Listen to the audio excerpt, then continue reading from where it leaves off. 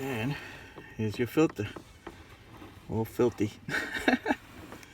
Hi guys, welcome back to Fixin' It, and today we're going to change the cabin filter on this 2010 Honda Pilot. Alright guys, cabin filters is something a lot of people forget to do, myself included.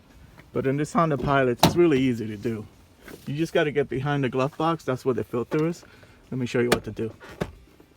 Okay, once you open the glove box, you're going to push it on the back and then just release it down. And the filter is going to be inside here. Okay, you're going to press on this tab and on this tab and pull back. And here's your filter. Check it out, guys. Look how filthy this is. Wow. I told you I always forget to change these. Anyway, when you take these out, just make sure you look and see. It tells you arrows for the airflow. Okay, so this is going down. So when you grab your new one, this is your new one. Do the same thing. Go with the same airflow, okay? This just goes right back in here. And that's it, you're ready to put that back in.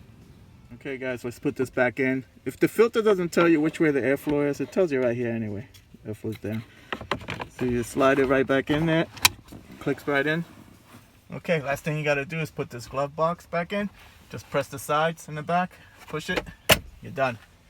That was super simple. I hope this video helped you out. Like and subscribe, and I'll talk to you guys later. Take care.